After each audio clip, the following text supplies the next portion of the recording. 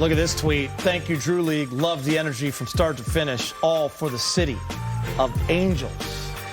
That was a look back at LeBron's recent visit to the Drew League. Pretty special moment. Giving back to the city, showing up and showing out at the Drew League. What'd you think of that? Okay. First of all, I just love the Drew League, period. Like, if you are an Angelino or close enough and you've never been to the Drew before, make a point of going next season. Like, it's so much fun, and it's great for the city. And it really just goes to show how much L.A. is a basketball city. And I think the resurgence of the Drew over the last, 15 or so years, really since, around the last lockout, I think has really reminded people just how many great basketball players this city has produced. So I agree. And Dinger just, it's got that old high school feel with everyone on the court. AAU. Yeah, I'm sure it's fun for the, DeRozan and LeBron and those guys. It's fun to come and play like that. If you look at it, people have their toes on the line. There's no more room in the building, right? And that's LeBron knows that from Bronny now, right? Those big high school games that he used to play, it's never like that again once big business comes along. But the Drew League is a little slice of it, a little bit. So on the same day that LeBron was at the Drew, there was a report that Kyrie was going to attend and play, but he did not. Name is still out there, but where are you now? It seems like things have cooled off a little bit. Where are you now with the Kyrie trade scenarios? I think it's still a possibility, but I also am resigned to the idea that until Brooklyn has clarity with Kevin Durant, one way or the other in terms of possibly moving him staying, the relationship between him and Kyrie, how much that would influence his desire to stay, all of that stuff. I don't think Brooklyn's going to move Kyrie, save a deal that is so incredible that it's just irresponsible of them as a franchise to pass it up. And I don't think the Lakers are in a position to engineer a deal like that. So not impossible, but I don't think it's going to happen for a while. For sure, there's that obstacle as far as getting something done soon. But ultimately, I think it's pretty clear where Kevin Durant stands. If the Nets can get a little more clarity on that, it's not that far away from them saying, okay, this is not going to be rectified. This is not going to be solved. We're not bringing anything back. So let's really get serious about this. And once they make that commitment, then you have to, if you're Rob Pelinka, you have to, like we talked about, we have to have all these scenarios lined up, all these possibilities with a 3-team deal, 4-team deal, whatever it takes, agents lined up to help cooperate with their players getting involved. Rob has to have all these things teed up, and then once that domino falls, then something big could happen.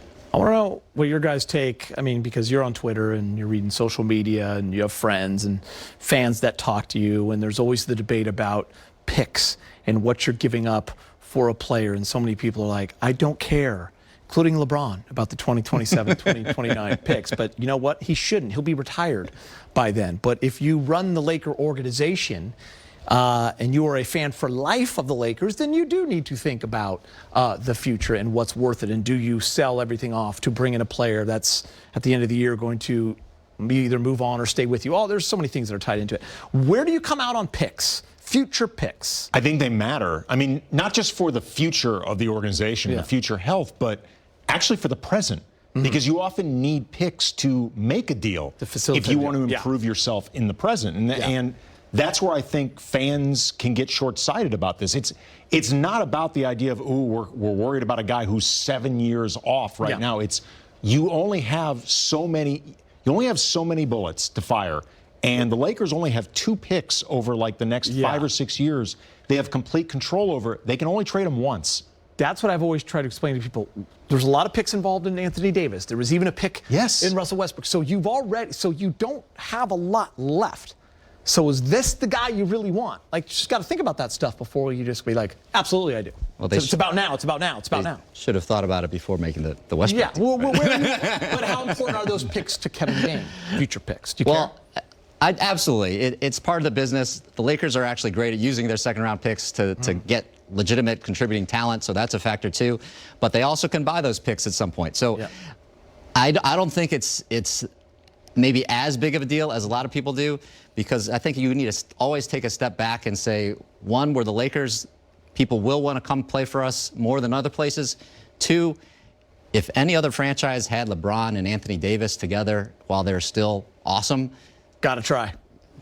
If you don't, then what are you doing, that's right? another side you to it, have for a sure. you won a championship with them. They can still win a championship. Just got to see both sides. You got a chance. Yep. Yeah. All right, Dave McMenamin, our friend of ESPN, reporting that things have not moved on the Brooklyn front and the potential Kyrie Irving for Russell Westbrook trade. And there have been some re-engaged talks between the Lakers and the Pacers on a deal that centers around Buddy Hield and possibly Miles Turner. Here's a look at their production last season. Buddy Hield, 37% from three, 41% from the field, close to 16 points. Miles Turner, 13, 7, and almost 3 blocks. You know he's a great defensive player. So Buddy, once again, Dinger, back in the timeline. Yes. Buddy to the Lakers, reported by our friend Mick 10. Is this one real for you guys? Absolutely, yeah. The Pacers are for sure one of the franchises that the Lakers should be talking to in every scenario. There aren't that many franchises that are willing to take on expiring contracts that are not really trying to do anything specific. And in the Lakers' position, they need teams like that to make any deal happen. And they do have, those are two good players. Yep. Those are two good players. And we just talked about the Lakers having this window. As disappointing as last season was, they still have this opportunity.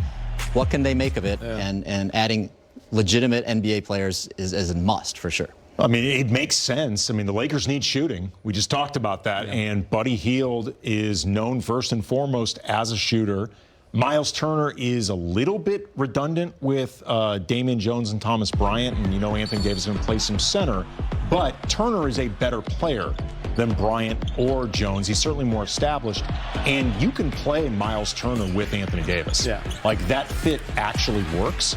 And to Kevin's point, they're in win-now mode. And Kyrie is the most talented of all these players we've discussed.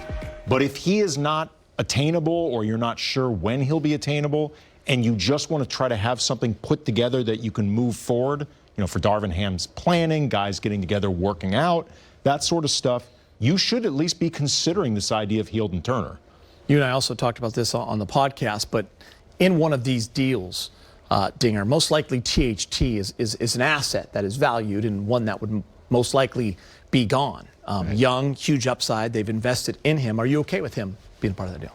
That's part of the deal. That's the way it goes. I mean, who else are you going to trade there? I mean, Austin Reeves is another possibility that somebody might demand that they take. But those are the exact players that the Lakers need. Cheap, dependable, defensive-minded, talent.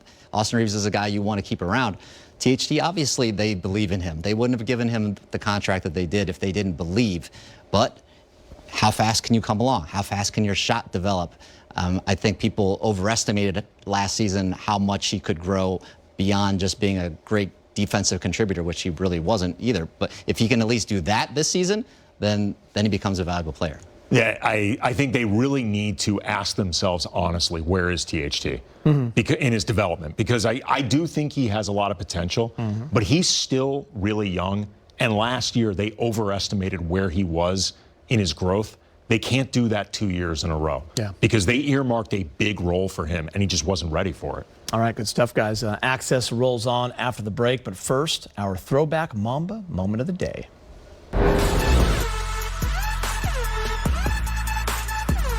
out deep, 4 seconds, 3 seconds, 2 seconds for the win. Well, we talked about him powering his game after Michael